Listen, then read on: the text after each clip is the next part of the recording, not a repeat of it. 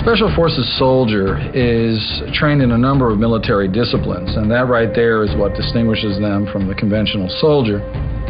What you have is what are known as the 1%ers. They're the uppermost 1% in both mental aptitude as well as physical aptitude. It will demand 2 years of utmost dedication and personal sacrifice before they'll discover if they have what it takes to join the exclusive 1%. And it all begins with the infamous selection course, seen here for the first time.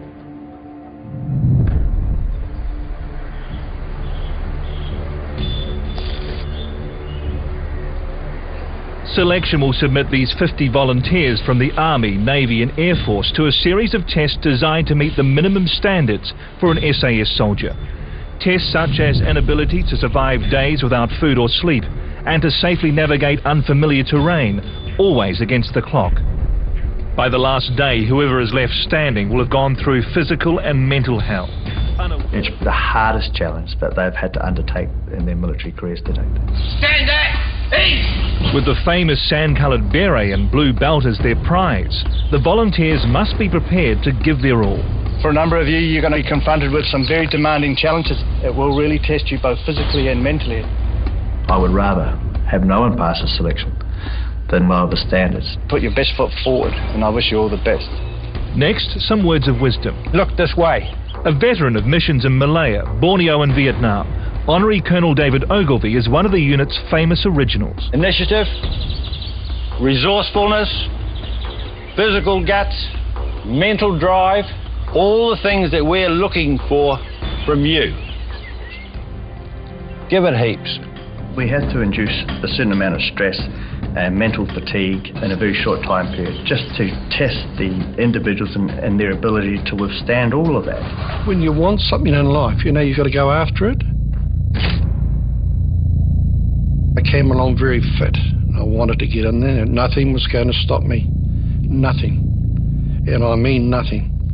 And they really gave it to me. The selection course sorts out those who can actually put to one side the aggravation of the moment for the long-term purpose of finishing. We use multiple sources, so we use the personality test, cognitive tests. We interview people, we look at their past performance. Past performance is one of the key indicators of future performance. You may get people who are attracted to the unit who are definitely not suited for service in the unit because of their backgrounds, their profiling. If they don't meet the qualities, we can't recommend them. If anybody was truthful, it drives you on. You're going, I'm still here today. No, I'm not.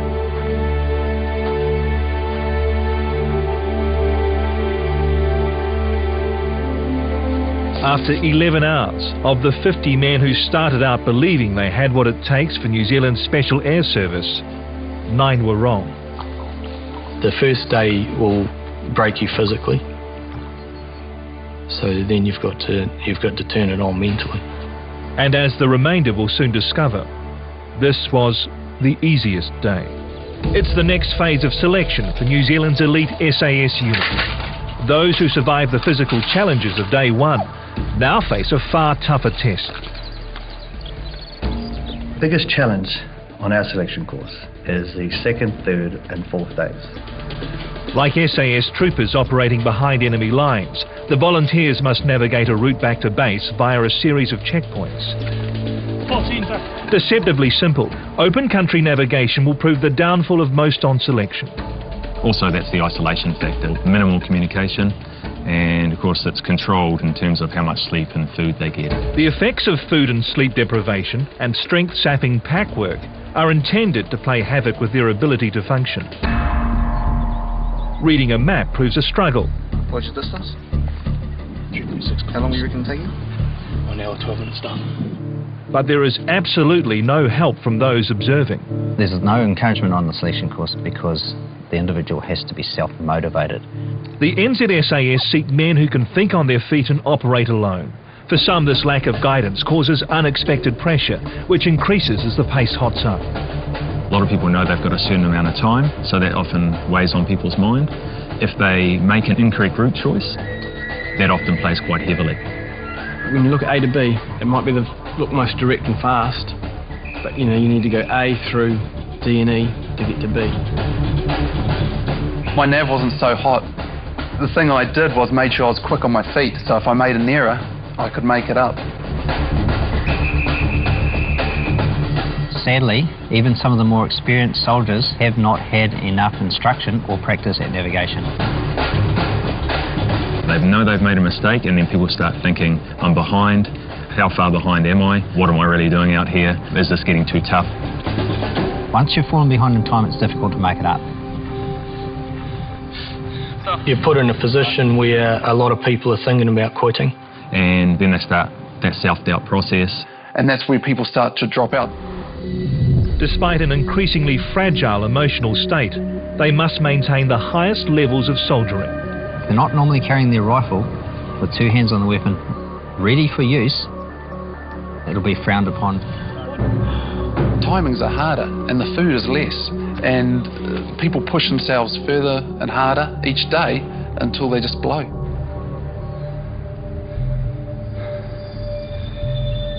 It's quite easy to see who's prepared and who's not. Are they still presenting themselves at checkpoints upright and quite fresh, or are they head down, a bit moping, maybe look like they're doubting themselves? By now, even basic navigation is a challenge in concentration. And it becomes very mental, especially towards the end, because you're not getting food and you're not getting sleep. Where are we? Your body keeps going. I mean, the body's a pretty amazing thing. The pain is here. Physically, mentally and emotionally low, more and more volunteers fall further behind. That's that decision point. I mean, you're back there, there's a pack, you can leave the pack there and walk away. You actually that pack back on your shoulders and keep going. People are going, well, if this is how I feel at this stage, I'm not going to make it. Injuries, exhaustion and a loss of willpower mean this is the moment of truth.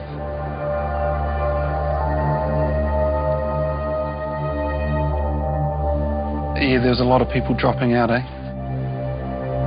I've got nothing left. Sort of sitting down going, is this really for me? What do I get out of it? Why am I doing it? Not everyone passes, nor should everyone pass. Would not have the calibre of the soldiers that could handle the types of missions or tasks that they're expected to do. It's just about putting one foot in front of the other, dogged determination to get through to the other end. That's a lot of weight, especially when you start carrying the two, because it requires more balance. And you've got your pack on your back, and you've got a rifle slung as well. Again, it's another 40 kilos when you're talking about weight. It was cold. 2 minutes. It plays havoc when you stop. It's generally when you cramp up, so the best thing is to keep going. A break offers little comfort as cold, wet clothes add extra weight and boots rub against raw blisters. My feet went soft, and it was just a matter of letting them rot away at that time and sort it out later. It's mental and physical toughness which drives Special Forces soldiers beyond the capabilities of most. For 14 hours, those left have carried close to their own body weight through New Zealand's toughest terrain. It tests the individual, it tests them to an extent that you question why you are here and why are you doing this. Just when the volunteers think they're getting a rest and some food, they discover it's not chocolate being handed out, but glow sticks. And this guy said, oh, another 10 to go. I couldn't believe it. It just blew my mind. I said, you've got to be joking me, mate. He said, no, we've got another 10 hours to go. This moment is make or break in Bontemski. It's a big psychological barrier. You just got to get inside yourself and just keep pushing on. He has to have willpower, but he has to have that. He has to believe in what he's doing and have that determination, which comes from an absolute belief in your own ability to achieve and to keep going under any circumstances. If he's got that, then he's got that different thing. It's not the fear of being on or the unknown so much about the selection course, but it's that nagging fear that you might not make it. There were some very bad moments when you wanted to pull out. I thought I could finish the 10 days all right. Now they face a 60-kilometre route march that will take all day and night to complete. It's a test of endurance, and all they have to do is get to the end. But the volunteers' bodies are on the verge of total shutdown. Physically, they are pretty much destroyed, although it's imposed and it's monitored. Malnourished, vitamin deficient, it's their feet which suffer most. Lance them and tape them. Try and control them best you can. Bottom line, it's going to hurt. This exercise is designed to test their will to the maximum. Can they continue to function to SAS standard at the extreme of their physical and mental tolerance? It is incredibly demanding, and by the end of it, most people are pretty knackered. But you have to pass. You have to get to the end. For one last time, they don heavy loads. You're mentally fatigued, physically fatigued, your feet hurt. It's only 60 to go, eh? The volunteers must somehow find hidden reserves if they are to stand any chance of completing the 60 Ks. Why does a rugby player want to be an All Black? It's the same sort of thing. For me, it was about being the best of the best. I still had this opportunity right in front of me. I wasn't going to let it go. Yeah, I'm nearly there. You know, I just got to walk the 60K. When do I stop for a 5-minute break? Do I stop for a 5-minute break? Because if you stop, then you seize up. Into the final 30 kilometres of the march, the 6 remaining soldiers wage an internal battle, not to give up. It's very much self-achievement. In this particular instance, you've got nobody pushing you. You want to be there, and you'll do anything to get there. I chose to be there. I didn't have to be there. I chose to be there. I could leave at any time.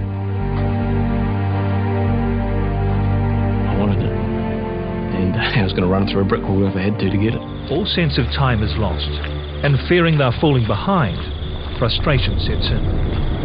You get to a checkpoint, you think, this must be the last checkpoint. No, you keep going, and you just keep going, and that kept on happening. Then, out of blackness, a small glowing light appears. This is the end of selection. I didn't realise what you'd achieved up to then. I think the body and the brain were sort of like on, just shut down mode.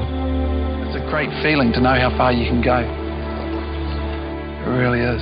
To know that you can just keep going and going till your heart stops. Within a couple of minutes, my nose started to bleed. My feet were blistered. I knew I'd gone quite a long way. It was further than I'd ever gone before.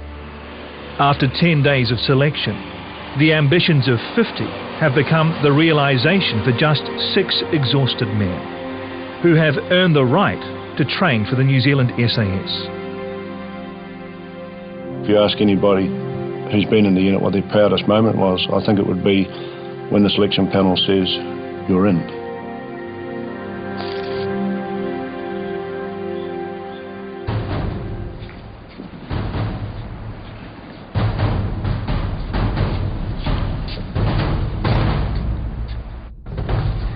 G'day, Private. Please take a seat. Firstly, congratulations. You've done a tremendous effort just to pass the selection course and get to the end of it. We are happy to select you and to take you for the training cycle and to give you the opportunity over the next 9 months to prove yourself and show that you're capable of being posted to this unit. Well done. But today is only the beginning. They aren't a member of the unit yet. It'll take months of training to see if they have what it takes to become full members of the New Zealand SAS.